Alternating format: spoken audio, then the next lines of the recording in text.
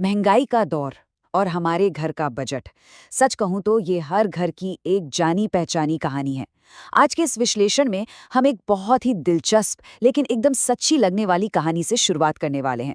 जब भी महंगाई बढ़ती है ना, तो घर के खर्चों को संभालना किसी बड़ी चुनौती से कम नहीं लगता। लेकिन जरा सोचिए, क्या हो जब पैसे बचाने की ये चाहत एक ऐसी अनोखी चाल में बदल जाए जो खुद परिवार पर ही भारी पड़ने लगे। आज हम बचत और कंजूसी के बीच की उसी बारीक सी रेखा को समझने वाले हैं और देखेंगे कि कैसे छोटी सी जुगाड़ पूरे घर का माहौल बदल सकती है। तो आइए इस कहानी के पहले हिस्से की तरफ बढ़ते हैं। महंगाई की मार। हमारी ये कहानी शुरू होती है एक ऐसी जगह से जहां से हमारे घर की रसोई का बजट सबसे पहले हिलता है, यानी एक रंग बिरंगी और ताज़ी सब्जी मंडी। यहाँ हमारी कहानी की मुख्य किरदार प्रीति खड़ी है। वैसे तो मंडी में चारों तरफ ताज़ी हरी सब्जियां सजी हुई हैं, लेकिन प्रीति का चेहरा एकदम उतरा हुआ है। भाई कारण भी साफ है, रोजमर्रा की सब्जियों के दाम आसमान जो छू रहे हैं। महंगाई की इस मार ने उसे पूरी तरह हैरान कर दिया है और यहीं से घर का बजट बचाने के लिए उसके दिमाग के घोड़े दौड़ना शुरू होते हैं। अब ऐसे में किसी के भी मुंह से बस यही निकलेगा, भैया ये सब्जी बेच रहे हो या सोना। प्रीति की ये झुंझलाहट सिर्फ एक डायलॉग नहीं है, बल्कि महंगाई से परेशान हर आम इंसान के मन की आवाज है। खैर, प्रीति के इस नाटकीय रिएक्शन पर सब्जी वाले का जवाब और भी मजेदार था। वो हंसते हुए कहता है कि भाई पीछे से ही सब्जियां इतनी महंगी आ रही हैं कि इससे अच्छा तो वो अफीम ही बेच लेता। ये हल्का फुल्का सा मजाक असल में उस गंभीर आर्थिक दबाव को दिखा रहा है जिसका सामना आज हम सब कर रहे हैं। अब देखिए, मंडी से लौटकर प्रीति ने एक तीखी सी चाल सोची, एकदम सीक्रेट जुगाड़। उसकी इस रणनीति के 3 बहुत ही सरल चरण थे। पहला, सब्जी एकदम कम बनाना। दूसरा, सब्जी में बहुत ज्यादा तेज मिर्च झोंक देना। और तीसरा, अपने ही परिवार को कम खाते हुए देखना। हुआ ये कि जब उसकी सास माला ने बहुत ही प्यार से रात के खाने में आलू गोभी की मांग की, तो प्रीति ने मनी मन अपनी योजना पक्की कर ली। उसने सोचा कि वो सब्जी इतनी तीखी बना देगी कि कोई एक कटोरी से ज्यादा मांग ही नहीं पाएगा। सुनने में भले ही ये थोड़ा हास्यास्पद लगे, लेकिन ये साफ दिखाता है कि आर्थिक दबाव में इंसान क्या क्या अजीबोगरीब तरकीबें सोचने लगता है। और यहीं से शुरू होता है हमारा दूसरा हिस्सा, कटोरी युद्ध और पड़ोसी। अब हम रसोई से निकलकर सीधे डाइनिंग टेबल पर आ गए हैं, जहां प्रीति की इस भयानक कंजूसी की असली परीक्षा होने वाली है। टेबल पर उसके पति पीयूष और सुमन मौसी बैठे हैं। बेचारों को बिल्कुल भी अंदाजा नहीं है कि आज रात के खाने में उनके साथ क्या होने वाला है।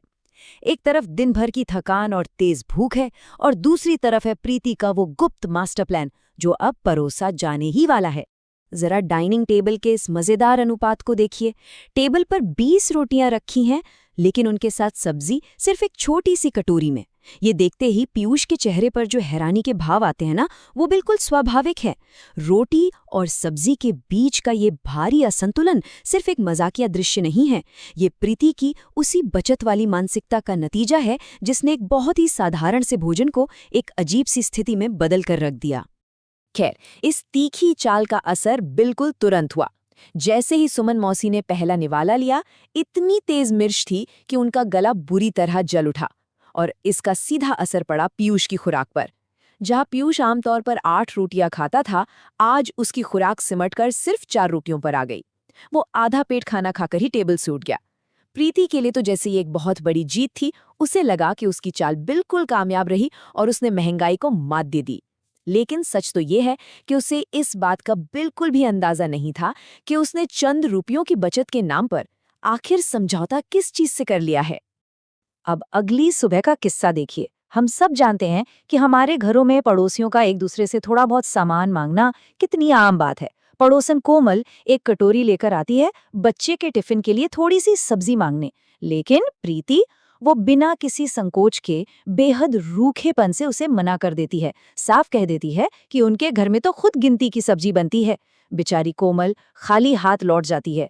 लेकिन यहाँ सबसे दिलचस्प बात यह है कि प्रीति की सास माला इस पूरी घटना को और प्रीति के इस अजीब व्यवहार को चुपचाप खड़ी देख रही थी। और अब आता है कहानी का सबसे दिलचस्प मोड़, यानी हमारा तीसरा हिस्सा, सास का मास्टर स्ट्रोक। उसी दिन रात के समय एक और पड़ोसन प्राची भी कटोरी लेकर दरवाजे पर आ धमकती है। लेकिन इस बार कहानी थोड़ी अलग है। इस बार दरवाजे पर सीधे तौर पर मना करने वाली प्रीति नहीं, बल्कि उसकी सास माला खड़ी हैं। ये वो पल है जहां हमें उम्र और तजुर्बे का सही इस्तेमाल देखने को मिलता है। माला ने सुबह प्रीति का रूखापन देखा था और अब वो इस स्थिति को अपनी ही सुलझे हुए तरीके से संभालने के लिए पूरी तरह तैयार थी। और यहाँ माला की चतुराई देखने लायक है। वो बहुत ही प्यार से मुस्कुराते हुए प्राची से कहती है, अरे आज तो हमने सिर्फ उबला हुआ घिया बनाया है। बस उबला हुआ घिया यानी लौकी का नाम सुनते ही प्राची खुद ही 2 कदम पीछे हट जाती है और सब्जी लेने से ही मना कर देती है। ये इस बात का कितना बेहतरीन उदाहरण है कि कैसे माला ने बिना कोई रूखापन दिखाए और बिना अपनी पड़ोसन का दिल दुखाए अपनी समझदारी से पूरी स्थिति को संभाल लिया। प्रीति के सीधे मुंह मना करने और माला की समझदारी के बीच का ये अंतर बहुत कुछ कह जाता है। तो इस पूरी कहानी का असली मकसद क्या है? आइए चौथे हिस्से पर चलते हैं। असली बचत बनाम लाचारी। मेहमानों और पड़ोसियों के जाने के बाद जब घर में शांति छा गई, तब सास माला ने अपनी बहू प्रीति को अपने पास बिठाया। ये वक्त उसे डांटने का बिल्कुल नहीं था, बल्कि जीवन का एक बहुत ही गहरा और ज़रूरी सबक सिखाने का था। यही वो पल है जब प्रीति को अपनी उस अनोखी चाल की असली कीमत समझ में आने वाली थी। माला ने बहुत ही प्यार से समझाया कि गरीबी या लाचारी असल में है क्या। उन्होंने कहा कि जब परिवार के लोग जानबूझकर अपना ही खाना कम करने लगे ना, तो उसे बचत नहीं, लाचारी कहते हैं। उन्होंने प्रीति को एहसास दिलाया कि हम इतने भी लाचार नहीं हैं कि अपना पेट भरकर खाना भी ना खा सकें। ये बात प्रीति के लिए किसी झटके से कम नहीं थी। उसकी आंखों में तुरंत आंसू आ गए, क्योंकि उसे समझ आ गया था कि सिर्फ थोड़े से पैसे बचाने के चक्कर में उसने अनजाने में ही अपने परिवार के स्वास्थ्य और उनकी संतुष्टि के साथ कितना बड़ा समझौता कर लिया था। और इसी के साथ हम आज के इस विश्लेषण के अंतिम और सबसे अहम सवाल पर आ जाते हैं। क्या हम बचत के नाम पर परिवार की सेहत से समझौता कर रहे हैं? ये छोटी सी कहानी हमें बहुत बड़ी बात सिखाती है कि घर का खाना सिर्फ पेट भरने या पैसे बचाने के लिए नहीं होता, बल्कि ये परिवार के पोषण और उनकी खुशी के लिए होता है। स्मार्ट तरीके से घर का खर्च चलाना वाकई एक कला है, लेकिन इसमें परिवार की सेहत को दांव पर लगाना कभी भी सही नहीं हो सकता। इस सवाल पर हम सभी को गंभीरता से विचार करना चाहिए। आज के लिए इस विश्लेषण में बस इतना ही।